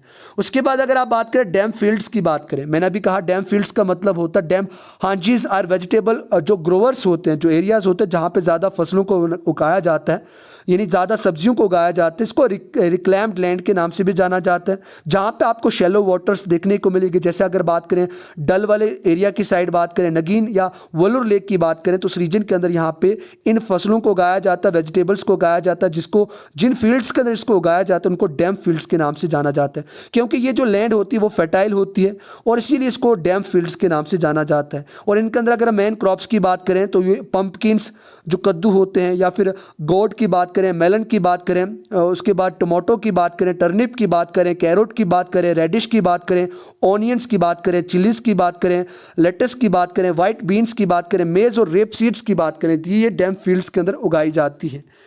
उसके बाद यहाँ पे आप बात करते हैं ऐसी फसलों की बात करें जिनको नॉन फूड क्रॉप्स का कहा जाता है। सबसे पहले यहाँ पे नॉन फूड क्रॉप्स के अंदर हम सिल्क की बात करते हैं। It is obtain from cocoons, यहाँ पे जो कोकून्स होते हैं उनसे इसको उगाया जाता है। और ये सिल्क वॉर्म्स जो होते हैं, जो मलबरी ट्रीज़ की जनरली इसको ज़रूरत होती है, जिनको खिलाया जाता है, उससे यहाँ पे सिल्क की प्रोडक्शन आपको देखने को मिलती है। अगर इन ट्रीज़ की रिक्वायरमेंट की बात करें तो जनरली ये जो मलबरी ट्री हैं ये वार्म वेदर क्लाइमेटिक कंडीशन के अंदर या मॉइस्ट क्लाइमेटिक कंडीशन के अंदर जनरली ये ग्रो करते हैं। सिल्क सिल्क कोकून्स की बात करें तो जिनको आप इनकी बात करें ग्रोन की बात करें तो बहुत ही अच्छी मात्रा में इनकी अबंडेंस में अंदर इनकी ग्रोथ होती है। और जनरली इनकी अगर प्रोडक्शन की बात करें सिल्क की, कश्मीर के अंदर आपको जनरली देखने को मिलेगा। यहाँ पे दो इंपॉर्टेंट फैक्ट्रीज आपको देखने को मिलेगी, वन इन जम्मू और दूसरी आपको श्रीनगर के अंदर देखने को मिलेगी, जहाँ पे यह सिल्क के यार्न की मैन्युफैक्चरिंग होती है और जो कोकून्स होते हैं उनको वहाँ पे लिया जाता है और उसके बाद उनको एक मैन्युफैक्चर तरीके से बनाया जाता है। जनरली अगर इनकी बात करें तो ये कश्मीर, पुंछ, राजौरी, डोडा, भद्रवा, बसोली, रामनगर और बनिहाल एक एरिया के अंदर जो सिल्क की कोकून्स है उनकी आपको जनरली यहाँ पे इनकी जो प्रोडक्शन है या ऑब्टेन यहाँ पे इन रीजन से किए जाते हैं। तो ये आपको सिल्क जो प्रोडक्शन है वो आपको देखने को मिली। उसके बाद यहाँ पे बात करें वूल की बात करें, ऊन की बात करें तो ये जनरली यहाँ पे आपको भेड़ों से मिलती है। अगर आप बात करें union territory of Jammu and Kashmir की बात करें तो यहाँ पे जो भेड़ों की ऊन काटी जाती है, रियर्ड करी जाती है, तो उससे आपको देखने को मिलती है। ऑन द ग्रासी मिडोस, जो ग्रासी मिडोस है, अगर आप माउंटेनियस रीजन की बात करें या फिर अगर आप ग्रासी रीजन्स की बात करें जहाँ पे आपको अच्छा खासा घास देखने को मिलेगा, क्योंकि वहाँ पे आपको जनरली आपको भेड़ बकरियाँ देखने को मिलेगी और जो शीप होती है उनसे यहाँ पे रियर करके वूल को लिया जाता है। अगर बात करें क्वालिटी शीप की बात करें, जो ऑस्ट्रेलिया के अंदर सबसे ज़्यादा अगर आप बात करें शीप वाली कंट्री कौन सी है या कॉन्टिनेंट कौन सा है, तो ऑस्ट्रेलिया मानी जाती है। तो वो have been imported for sheep breeding in Kashmir, तो वो वहाँ से ला के कश्मीर के अंदर रखी गई ताकि कश्मीर के अंदर अच्छी यहाँ पे आप वूल की ब्रीडिंग यानी शीप की ब्रीडिंग हो और उससे वूल आपको देखने को मिले। मरनो पश्मीना की बात करें, मरनो पश्मीना की बात करें तो ये वर्ल्ड वाइड फेमस वूल है जो शॉल्स को बनाने के लिए काम आती है और एक सुपीरियर क्वालिटी की ये ऊन मानी जाती है। उसके बाद यहाँ पे बात करें हॉर्टिकल्चर की बात करें। अब देखो मैंने आपको पहले बताया था हॉर्टिकल्चर की बात करें। अब हॉर्टिकल्चर का मतलब क्या होता है, जिसके अंदर आप बात करें फ्रूट्स की प्रोडक्शन की बात करें, उन्हें आप हॉर्टिकल्चर कहते हैं। अगर आप जम्मू एंड कश्मीर की बात करें तो ये पूरे वर्ल्ड वाइड या इंडिया में हॉर्टिकल्चर के लिए फेमस माना जाता है, विदेश या इंडिया के अंदर। उसके बाद अबाउट 7 लाख फैमिलीज अगर बात करें डायरेक्टली और इनडायरेक्टली बात करें, ये जम्मू एंड कश्मीर हॉर्टिकल्चर जो सेक्टर है उसके अंदर इन्वॉल्वमेंट करती हैं। तो ये भी इंपॉर्टेंट एक पॉइंट हमारे लिए जानने के लिए हो जाता है। अगर आप जम्मू एंड कश्मीर की बात करें तो ये एक अच्छे स्कोप के साथ अच्छी कल्टीवेशन जो होती है हॉर्टिकल्चर की वो देता है, क्योंकि आपको जनरली यहाँ पे ड्राई फ्रूट्स के लिए पूरे वर्ल्ड वाइड ये जम्मू एंड कश्मीर फेमस माना जाता है। अगर आप बात करें हॉर्टिकल्चर क्रॉप्स की बात करें, अगर इनके अंदर वेराइटीज़ की बात करें, जो टेम्परेट फ्रूट्स होते हैं, अब टेम्परेट फ्रूट्स यहाँ पे टेम्परेट साइक्लोनिक जोन के अंदर आते हैं। बात करें इसके अंदर आप एप्पल्स की बात करें, पियर्स की बात करें, प्लम की बात करें, चेरीज़ की बात करें, उसके बाद ग्रेप्स की बात करें, उसके बाद यहाँ पे पोमीग्रेनेट्स की बात करें, मलबरी की बात करें, पीचेस की बात करें, एप्रिकॉट्स की बात करें, वॉलनट्स की बात करें, आलमंड्स की बात करें, तो ये सभी यहाँ पे आपको टेम्परेट फ्रूट्स के अंदर देखने को मिलेंगे। और उसके बाद सब ट्रॉपिकल फ्रूट्स की अगर बात करें तो मैंगो, गावा और लीची यहाँ पे आपको ये जो सब ट्रॉपिकल फ्रूट्स माने जाते हैं। अब यहाँ से एक इंपॉर्टेंट क्वेश्चन ये भी बन जाता है कि टेम्परेट फ्रूट्स कौन कौन से होते हैं, मैंने अभी बताया, और सब ट्रॉपिकल फ्रूट्स कौन कौन से होते हैं वो भी मैंने आपको बताया। इन सभी फ्रूट्स की बात करें तो सबसे ज़्यादा जो प्रोडक्शन में यहाँ पे एप्पल की प्रोडक्शन अगर की जाती है तो वो वॉलनट और एप्पल की प्रोडक्शन करी जाती है। सबसे प्रोमिनेंट प्रोडक्शन, लार्ज प्रोडक्शन अगर की जाती है तो वो एप्पल की करी जाती है। और पूरे अगर सेबों की प्रोडक्शन की बात करें तो जम्मू एंड कश्मीर, अगर खासकर कश्मीर वैली की बात करें तो वर्ल्ड वाइड ये फेमस माना जाता है। उसके बाद ज़्यादा अखरोटों की प्रोडक्शन होती है, क्योंकि यहाँ का जो क्लाइमेट है तो इन सभी जो फसलें हैं या हॉर्टिकल्चर के लिए बहुत इंपॉर्टेंट सूटेबल होता है। अगर आप बात करें फ्रूट कल्टीवेशन की बात करें तो एक इंपॉर्टेंट सोर्स है यहाँ पे इकोनॉमी का Kashmir, Jammu and Kashmir union territory या स्टेट के अंदर। अबाउट यहाँ पे आपको लगभग 3.50 लाख टन यहाँ पे फ्रूट्स आपको देखने को मिलेंगे हर साल। उसमें से 2 लाख जो टन जो फ्रूट्स होते हैं वो फॉरेन कंट्रीज़ के अंदर भी एक्सपोर्ट किए जाते हैं, भेजे जाते हैं। अगर आप प्रोडक्शन ऑफ एप्पल की बात करें जो मेजर क्रॉप है, ये यहाँ पे अब इंक्रीज होगी, ये लगभग 1.73 मैट्रिक टन से लेके जो पर हेक्टेयर के अंदर यानी आपको देखने को मिलेगी, वहाँ से बढ़कर यहाँ पे अब 10 से 12 जो मैट्रिक टन से इसकी आपको प्रोडक्शन आपको देखने को मिलेगी, जो बदल गई है। लगभग यहाँ पे 5000 करोड़ की ये जो एनुअल जो इनकम सोर्स होता है वो यहाँ पे एप्पल से देखने को मिलता है, जो कब रिकॉर्ड करा गया, रिपोर्ट करा गया 2013 या 14 के जो डेटा है उसके बेसिक पे ये बताया गया है। उसके बाद 14.79 लाख अगर मैट्रिक टन की बात करें तो यहाँ पे फ्रेश और ड्राई फ्रूट की एक्सपोर्ट किया जाता है, अगर 2015-16 के डेटा के हिसाब से बात करें।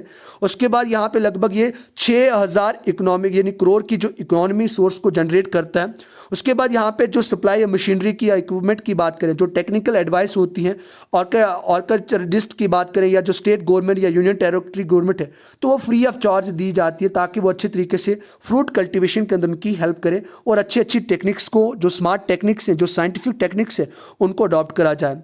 उसके बाद बात करें जो ट्रेनिंग्स होती हैं, जो गार्डनर्स होते हैं उनको ट्रेनिंग दी जाती है, और बहुत ज़्यादा जो रिसर्च सेंटर होते हैं वो इस्टेब्लिश करे जाते हैं ताकि उनके अंदर उसको अच्छी नॉलेज दी जाए और अच्छी यहाँ पे फ्रूट की प्रोडक्शन आपको हॉर्टिकल्चर डिपार्टमेंट के अंदर देखने को मिले। उसके बाद वैली ऑफ कश्मीर की बात करें तो यहाँ पे अगर जनरली आपको पोटैटोज आपको देखने को मिलते हैं, टर्निप्स हैं, कैरोट्स हैं, स्पैनिक की बात करें, टमाटोज़ की बात करें, कैबेज की बात करें, कॉलीफ्लावर की बात करें, रेडिश की बात करें, ऑनियंस, लोटस स्टॉक की बात करें, ब्रिंजल गॉड और बिटर गॉड की बात करें तो ये जनरली आपको कश्मीर के अंदर देखने को मिलेगी। उसके अंदर बात करें, देखो यहाँ पे लगभग कश्मीर के अंदर 113 वेराइटीज़ की एप्पल को ग्रोन करा जाता है। तो ये भी इंपॉर्टेंट यहाँ पे एक पॉइंट हमें जानने को मिलता है, क्योंकि मुझे खुद भी नहीं पता था कि 113 वेराइटीज़ की यानी 113 टाइप के एप्पल्स की यहाँ पे जम्मू एंड कश्मीर के अंदर यानी यहाँ पे यील्ड करे जाते हैं, लेकिन उनमें से सिर्फ 7 ही यहाँ पे प्रोमिनेंट है। अगर कौन कौन सी हैं, क्योंकि ये जो 7 है वो कैश क्रॉप्स के अंदर आते हैं और ये कमर्शियल सेल भी मानते हैं। बात करें यहाँ पे शरीन की बात करें तो शरीन यहाँ पे एक एप्पल की टाइप है। उसके बाद फिरडोस की बात करें तो फिरडोस भी यहाँ पे आपको एक एप्पल की टाइप देखने को मिलेगी। उसके बाद डिलीशियस की बात करें तो यहाँ पे डिलीशियस, जिसको रेड डिलीशियस के नाम से भी जाना जाता है। उसके बाद अम्बराई की बात करें तो अम्बराई, यहाँ पे अम्बराई कश्मीर के अंदर ये एप्पल की वैरायटीज़ आपको देखने को मिलेगी। महाराजी, केसर या रॉयल मिस्री की बात करें तो ये इंपॉर्टेंट यहाँ पे मानी जाती है। अगर बात करें यहाँ पे ये इंपॉर्टेंट वैरायटीज़ हैं एप्पल की, जो 7 प्रोमिनेंट वैरायटीज़ मानी जाती हैं जो कमर्शियल स्केल के ऊपर ज़्यादा इंपॉर्टेंट रोल प्ले करती हैं। दूसरी भी वैरायटीज़ हैं जो यहाँ पे कश्मीर के अंदर मानी जाती है, लेकिन जो मोस्ट पॉपुलर वैरायटी है एप्पल की वो अम्बराई है। तो ये आपको याद रखना है कि जो most important varieties of apple in Kashmir है तो वो कौन सी है, अम्बराई कश्मीरी एप्पल्स के नाम से जानी जाती है। अब यहाँ पे फ्लोरिकल्चर की बात करते हैं। अब आप बोलोगे सर फ्लोरिकल्चर का मतलब क्या है? फ्लोरिकल्चर का मतलब होता है कि ऐसा सेक्टर जो जनरली यहाँ पे फ्लावर्स के बारे में स्टडी करता है, इन फ्लावर्स की देखभाल करता है। अगर बात करें फ्लोरिकल्चर सेक्टर के अंदर, आपको ये अभी एक मैन और यहाँ पे एक फोकस्ड सेगमेंट बन चुका है जम्मू एंड कश्मीर के अंदर। हॉर्टिकल्चर के अंदर आपको यहाँ पे ग्रोइंग डिमांड्स मिलती हैं और उसके अंदर आपको फ्लावर्स की, डोमेस्टिक जो फ्लावर्स होते हैं जो घरों में उगाए जाते हैं या खेतों में उगाए जाते हैं, वो यहाँ पे इंडिया में भेजे जाते हैं, यानी हिंदुस्तान के हर वेरियस पार्ट्स के अंदर यहाँ पे भेजे जाते हैं। उसके बाद जो फॉरेन मार्केट्स हैं उनके अंदर भी जो जम्मू एंड कश्मीर के जो फ्लोरिकल्चर जो फ्लावर्स हैं उनको भेजा जाता है, यानी उनकी डिमांड है। बात करें यहाँ पे प्रमोशन की बात करें, जो फ्लोरिकल्चर है उसके अंदर आप नर्सरीज की क्रिएशन देखेंगे, बहुत ज़्यादा नर्सरीज को अडॉप्ट करा गया है। उसके बाद ऑर्नामेंटल और मेडिसिनल प्लांट्स को इसके अंदर उगाया जाता है और सीड मल्टीप्लिकेशन प्रोग्राम्स आपको यहाँ पे देखने को मिलेंगे। और यहाँ पे जो फ्लावर के जो सीड्स हैं उनके बजाय यहाँ पे आपको इन वाले जो नर्सरीज होती है वहाँ पे आपको मेडिसिनल प्लांट्स या ऑर्नामेंटल प्लांट्स आपको देखने को मिलेंगे। One of the landmark achievements की बात करें जो फ्लोरिकल्चर की है, जो floriculture department of Jammu and Kashmir union territory के, वो आपको टुलिप गार्डन के अंदर देखने को मिलेगी, क्योंकि ये एक पहला यहाँ पे टुलिप गार्डन है इस तरीके का श्रीनगर के अंदर जो स्टैब्लिश करता है।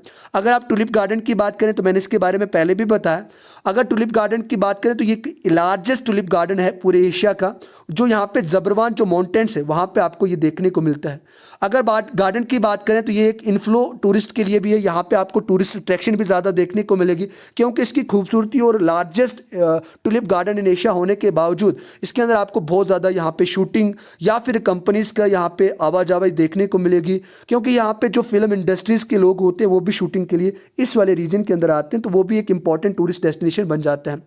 उसके बाद अगर आप सेरीकल्चर की बात करें, सेरीकल्चर की बात करें तो जो सेरीकल्चर का मतलब यहाँ पे क्या है, अगर बात करें सेरीकल्चर की बात करें तो जम्मू एंड कश्मीर के अंदर यह जो ट्रेडिशनल ऑक्यूपेंट्स हैं जिसके अंदर आप सिल्क की प्रोडक्शन ज़्यादातर देखेंगे, क्योंकि सिल्क की जो प्रोडक्शन होती है, सिल्क की कल्टीवेशन को सेरीकल्चर कहा जाता है। तो यहाँ पे कश्मीर एक इंपॉर्टेंट मेन सोर्स माना जाता है बेटर सिल्क के लिए, और यहाँ पे क्वालिटी और क्वांटिटी के साथ जो जापान के जो सिल्क है, यानी जो इटली और अबाउट 60 साल पहले लाया गया था, तो उसके लिए यहाँ पे इंपॉर्टेंट ये प्लेस मानी जाती है जो कश्मीर वैली है। अगर बात करें इसके क्लाइमेट की बात करें तो टेम्परेट क्लाइमेट चाहिए होता है, और कॉग्नियल, कॉग्नियल का मतलब होता है अनुकूल एक टेम्परेट जोन के अंदर इसको बनाया जाता है। उसके बाद रीयरिंग फॉर यूनिवोलेटाइन। अब यूनिवोलेटाइन का मतलब होता है एक ऐसी फसलें जिसको साल में सिर्फ एक बार ही यहाँ पे बनाया जाता है, और उसके साथ साथ इसको बायोवोल्टेन का मतलब साल में इसको 2 बार इसकी स्पीशीज़ को बनाया जाता है, सिल्कवॉर्म जो कुकून होते हैं इनको बनाया जाता है। अगर आप यूनिवोलेटाइन की बात करें तो reproducing at a rate of 1 generation per year. अगर आप बायोवोलेटाइन की बात करें reproducing at a rate of 2 generation per year. तो इस तरीके से यहाँ पे इसको उगाया जाता है। ये बहुत ही दुख वाली बात है कि जो सिल्क इंडस्ट्री अब अब Jammu and Kashmir union territory है वो बहुत ही अच्छी थी, पास्ट के अंदर ग्लोरियस थी, चमकती थी, बहुत इंपॉर्टेंट थी, but now you will see declination, आपको थोड़ा सा यहाँ पे अभी घाटा देखने को मिलेगा, डिक्लाइनेशन देखने को मिलेगा।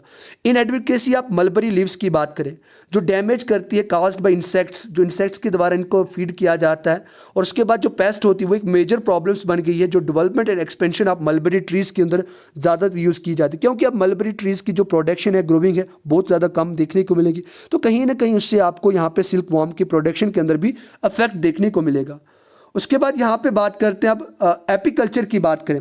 एपीकल्चर का मतलब क्या होता है? एपीकल्चर का मतलब होता है ऐसे ये जो बी की कीपिंग की बात करें, जो यहाँ पे हनी बीज होती है, जो मधुमक्खियाँ होती हैं, उनकी यहाँ पे बात होती है, यानी जो घर में पालते हैं हम। अगर बात करें हनी एपीकल्चर की बात करें तो ये नॉन एज बी कीपिंग भी कहा जाता है। अगर बी कीपिंग की बात करें तो ये बहुत ही ओल्ड ट्रेडिशन है जम्मू एंड कश्मीर का, और बहुत ज़्यादा स्टेट्स जो यूनियन टेरिटरी या स्टेट की बात करें तो उनके रीजन के अंदर इसको किया जाता है, और इसको नो प्रॉफिट जनरेटिंग वेंचर भी कहा जाता है। लेकिन साइंटिफिक इंटरवेंशन की तरीके से इसको और आइडेंटिफाई करा गया है, और ये अब प्राइम एग्री हॉर्टिकल्चर के अंदर आती है, और फॉरेस्ट बेस्ड इंडस्ट्रीज भी इसके अंदर अब बनाई गई हैं। अगर आप देखोगे बड़ी बड़ी यहाँ पे फॉरेस्ट के अंदर यहाँ पे इनकी जो छोटे छोटे यहाँ पे जो एक छोटे छोटे यहाँ पे एक बॉक्सेस बनाए गए हैं जहाँ पे इनकी इंडस्ट्रीज को खोला गया है, ताकि एपीकल्चर जो बी कीपिंग है उसको और भी प्रोमिनेंसी मिल पाए। बात करें जहाँ तक वैली ऑफ कश्मीर की बात करें तो ये बहुत ही इंपॉर्टेंट मानी जाती है, किसके लिए? बी कीपिंग के लिए। और यहाँ पे आपको फ्लावर्स की भी जो वेराइटीज़ है, जो डाइवर्सिटी है, वो आपको देखने को मिलेगी। क्यों? क्योंकि अगर बी की बात करें वो जनरली वो फ्लावर के ऊपर डिपेंड करती हैं। अगर आप बात करें flower range, lily to saffron की बात करें, नरकसिस की बात करें, या ब्रेस्किया की बात करें, या इरिस टू रोजेस की बात करें, तो ये इंपॉर्टेंट एक मानी जाती है। मोस्ट फ्लावर्स यहाँ पे अगर बात करें जो हनी बी के ऊपर ही डिपेंड करते हैं, क्योंकि जो पॉलिनेशन होती है वो हनी बी के थ्रू होती है, तभी जाके वो क्या करते हैं, वो यहाँ पे अपने ऑफस्प्रिंग्स को जनरेट करते हैं। अब पॉलिनेशन का मतलब क्या होता है? ये एक ऐसा एक्ट होता है जहाँ से पोलन ग्रेन्स को ट्रांसफर किया जाता है। जो मेल एंथर होता है और जो फ्लावर क्या जो मेल एंथर होता है वहाँ से लेके जो फीमेल स्टिग्मा होता है, तो वहाँ पे इसके थ्रू प्रोसेस, इस पॉलिनेशन प्रोसेस के थ्रू ट्रांसफर होते हैं, जिसका मेन उद्देश्य गोल यही रहता है ताकि वो एक ऑफस्प्रिंग को क्रिएट कर पाए और एक नेक्स्ट जनरेशन बना पाए। उसके बाद मैनी ट्रीज की बात करें, like apple, pears, cherry, almond, walnut की बात करें, तो will not produce fruit unless bees are present to pollinate them. तब तक ये प्रोड्यूस नहीं करेंगे फल को जब तक उनके ऊपर यहाँ पे बी की थ्रू पॉलिनेशन प्रोसेस को कंप्लीट ना किया जाए। उसके बाद रिसेंटली अगर बात करें जम्मू एंड कश्मीर गवर्नमेंट की बात करें तो उन्होंने ये डिसाइड किया है कि लगभग यहाँ पे 10,000 कॉलोनीज़ को बनाया जाए जिसके अंदर बी कीपिंग की जाए।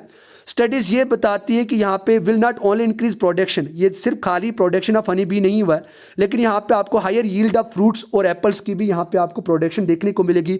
चेरीज या प्लम्स की बात करें तो इनके अंदर भी आपको यहाँ पे प्रोडक्शन ज़्यादा देखने मिलेगी। अगर आप कश्मीर वैली की बात करें तो keeping is a house, bee keeping की बात करें तो अब ये एक हाउस होल्ड इंडस्ट्री हो गई है। अगर आप अभी भी विलेजेस की बात करें, अपने आसपास रीजन में देख रहे हैं, घरों के अंदर यहाँ पे वॉल के अंदर यहाँ पे इनको बनाया जाता है, और उसके बाद वहाँ से आपको यहाँ पे बी कीपिंग देखने को मिलेगी।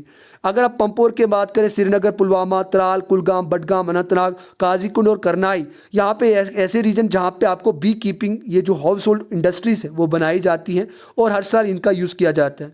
अगर इंपॉर्टेंट मेंशन की बात करें तो यहाँ पे इंपॉर्टेंट बात करें, कश्मीर वैली को वर्ल्ड फेमस प्रोड्यूसिंग यहाँ माना जाता है हनी के लिए।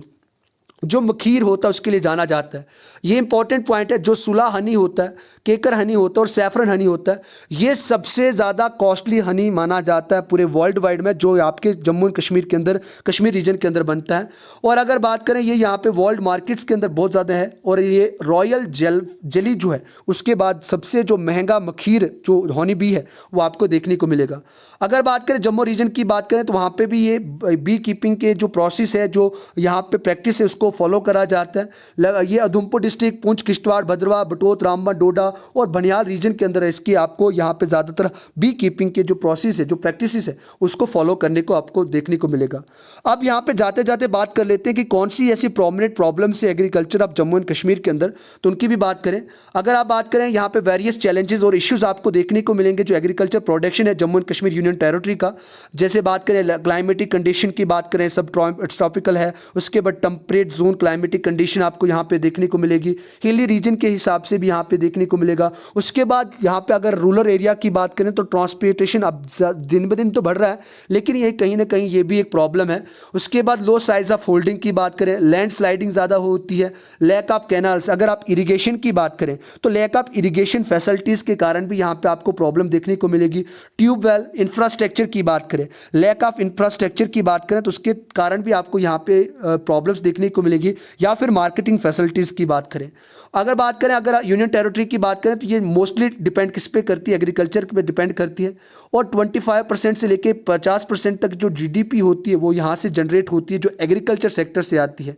इसीलिए गवर्नमेंट को ये इंपॉर्टेंट हो जाता है कि एक ऐसा डिसीजन ले जो नई पॉलिसीज़ को लाए, अमेंडमेंट करें और एक अच्छी पॉलिसीज़ को क्रिएट करें, ताकि जो एग्रीकल्चर हमारे Jammu and Kashmir union territory के अंदर है वो और बेटर हो पाए, और हमारी आने वाले जो दशक हैं, जो डिकेड्स हैं, उनके अंदर हम अपनी इकोनॉमी को और भी बेटर कर पाएँ और अपने फ्यूचर को भी सेव कर पाएँ। उसके बाद कुछ ऐसी स्कीम्स हैं जो जम्मू एंड कश्मीर के अंदर एग्रीकल्चर के लिए ली गई हैं। अगर बात करें उनमें national mission on agriculture extension की बात करें, टेक्नोलॉजी, ये सेंट्रल लेवल की स्कीम्स हैं जो जम्मू एंड कश्मीर के अंदर भी अप्लाई करी जाती है। उसके बाद national mission for sustainable agriculture की बात करें, जिसको नमसा कहा जाता है, वो भी आपको देखने को मिलेगी। कैटेलिटिक डेवलपमेंट प्रोग्राम जो सेरिकल्चर डिपार्टमेंट के लिए ज़्यादातर यूजफुल होती है। उसके बाद राष्ट्रीय कृषि विकास योजना, ये भी आपको देखने को मिलेगी। National food security mission NFSM के नाम से जानी जाती है। और command area development and water management programmes को भी यहाँ पे स्कीम्स को लॉन्च करा गया है। आप डियर लर्नर इनको आप डीपली स्टडी करना चाहें तो आप गूगल पे कर सकते हैं, और आपको करना भी चाहिए, क्योंकि आने वाले टाइम के अंदर इनके ऊपर भी हम डिस्कस करेंगे कौन सी इंपॉर्टेंट स्कीम्स लॉन्च करी जाती हैं। So that was all about today's lecture. थोड़ा लेक्चर आज लंबा हो गया, लेकिन मैं ये मानता हूँ कि आज का ये लेक्चर आप सभी के लिए बहुत ज़्यादा बेनिफिशियल था और आपको बहुत ज़्यादा चीज़ें देखने को मिली, क्योंकि हमने अलग अलग पार्ट्स को डिवाइड नहीं करा। एक ही पार्ट के अंदर हमने पूरे crops of Jammu and Kashmir, जो crops in Jammu and Kashmir जो यूनियन टेरिटरी है उसकी बात करें, उसके बाद मेजर क्रॉप्स की बात करें, कौन कौन से सीजन होते हैं, हॉर्टिकल्चर की बात करें, एपीकल्चर की बात करें, फ्लोरिकल्चर की बात करें, सेरिकल्चर की बात करें, मेजर प्रॉब्लम्स की बात करें और स्कीम्स की बात करी, तो एक ही वीडियो के अंदर आपके सभी टॉपिक्स को मैंने कवर करा। I hope it was beneficial for you. अगर आपके लिए ये बेनिफिशियल था, आज अपना ज़रूर फीडबैक दें। अभी आप जाके सिर्फ कट ना कर दें, अपना फीडबैक भी ज़रूर दें। आपको ये लेक्चर कैसी लगी और इसके नोट्स मैं आपको अभी प्रोवाइड कर दूंगा। And if you are new to this channel, आप सब्सक्राइब करें, बेल आइकन को प्रेस कर दें। और डियर लर्नर जितने भी आप यहाँ पे देख रहे हैं, आज आप सभी से एक हम्बल रिक्वेस्ट है, अपने जितने भी ग्रुप्स हैं आपके व्हाट्सएप या टेलीग्राम के ऊपर शेयर कर दें, स्टेटस पे ज़रूर लगाएं। एक दिन आज अभी स्टेटस के लगाएं 24 आवर्स के लिए, ताकि हमें और एक अच्छी हेल्प हो जाए और आप सभी के एक आशीर्वाद से हम और अच्छी तरीके से मेहनत करके आपके लिए यूजफुल लेक्चर्स ले पाएँ। Thank you very much. Have a good luck ahead. जय हिंद, जय भारत।